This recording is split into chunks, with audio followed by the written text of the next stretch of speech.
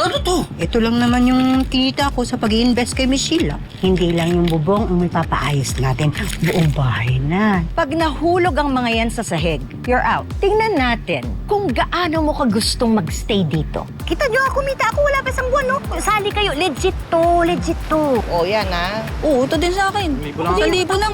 Sa susunod na lang pag meron muli. Thank you po, Coach. Don't thank me yet. Para kay nanay, para kay Papsi, para sa pangarap. Can you just imagine, Minchi, ikaw yung aakyat sa stage bilang top sales agent ng bansa. Theater seats, 15,000. Mitchie, anong ginagawa mo rito?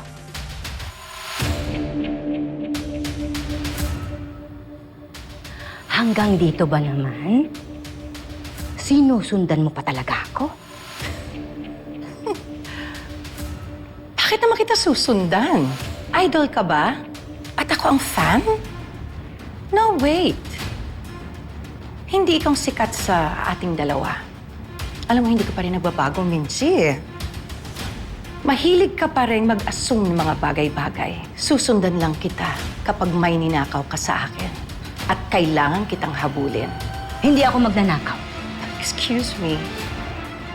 I won't take your word for it. Nagtangka ka ng nakawan ako dati, hindi ba? Sinong asumera sa atin ngayon? Wala akong pinagtangkaang nakawin sa'yo. Kusa siyang lumapit sa akin. Ilusyonada ka. Hindi totoo yan.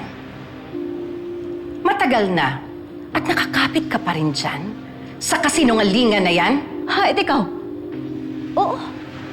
Ang tagal na nung nangyari. Pero ikaw, tanga-tangahan pa rin. Alam ko. Alam mo yung totoo. Pero mas pinili mo lang magbulak-bulakan. Hindi ako tanga. Dahil alam ko na tama ang desisyon ko sa kung sino ang paniniwalaan ko. Talaga? Sige nga. Kung talagang kampante ka, bakit mo ako pinuntahan? Sinong ama ng anak mo? Si Perry ba talaga? O si Dio? Anak namin dyan, Perry. Balikan mo yung asawa mo, yung anak mo, at yung perpekto mong buhay. Dahil alam mo, na totoong naging kami. Na minahal niya ako.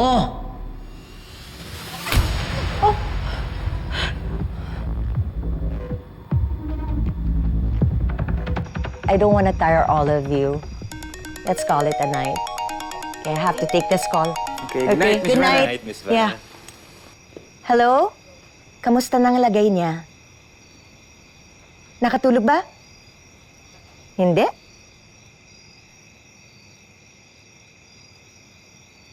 Coach Vanna, Okay, bye. Yes?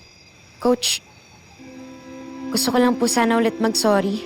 Hindi po talaga ako antukin na tao. Pinalaki po ako ng mga magulang ko na gumigising ng maaga para mag-abang po dun sa bangkang nagbebenta ng isda, tsaka tumao po sa palengke. Kaya hindi ko rin po alam kung bakit nakatulog po ako sa first day natin. Seryoso po ako sa bootcamp na to, kaya sana po mabigyan niyo po akong chance na mabago yung impression niyo sa akin.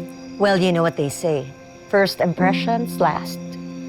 At medyo matagal bago magbago yon. I actually saw your files. And I understand na you were handpicked. I guess it's because of that, kaya kampante ka. But honestly, I don't know what they saw in you. But I'm really not impressed.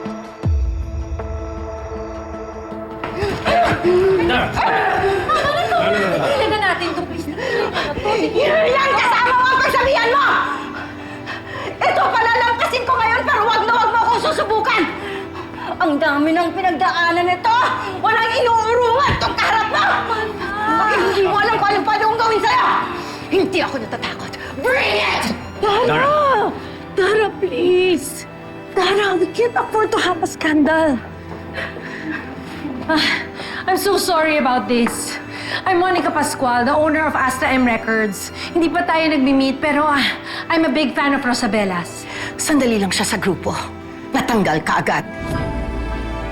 Ba? Talaga namang gusto ko nang umalis sa showbiz nun ah. Kasi, naisip ko na kung mga katulad mo rin lang ang magiging mga kaibigan ko, hindi ko kakayanin. Dahil ayokong matuklaw. Ironic to say, when in fact, ikaw ang nanuklaw. Susubukan mo talaga ako? Umalis ka! Kung ayaw mo masaktan, umalis ka! Ako ang mas may karapatan sa lugar na to. This is in line of my job. What about you? Hindi ka na kumakanta, hindi ba? Nandirito rin ako para sa trabaho ko. Dahil ibubuk na namin ang venue na to para sa SalesCon. Hindi lang para sa'yo ang spotlight at stage. Hindi porket tinalikuran ko ng pagkanta, hindi na ako pwedeng sumampa uli sa entablado. Hindi porket superstar ka. Ikaw lang ang titingalain ng lahat. Na ikaw na ang mataas sa aming lahat. Wala akong sinasabi na mas mataas ako sa kahit na sino, Minji. Kung yan ang nararamdaman mo, dahil yun ang tingin mo sa akin. Hindi kita tinitingnan pababa. Dahil ikaw ang nakatingin sa akin sa taas. Sige. Sandali lang yan. Hindi na yan magtatagal. Darating ang araw. Babagsak ka, Dara. Darating ang araw. Ikaw ang titingala sa akin.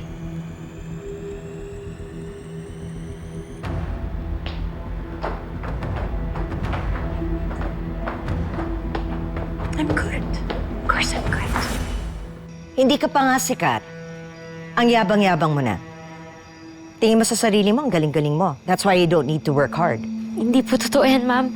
Mahirap lang po kami ng pamilya ko. Oh my gosh. Jenny, please stop doing that and using that poor girl image on me para magpaawa sa akin. Kasi hindi na yan uubra sa akin eh. And actually, mas nakakagigil kasi nga, galing ka na nga sa hirap, hindi mo pa pinagsisikapan yung trabaho mo.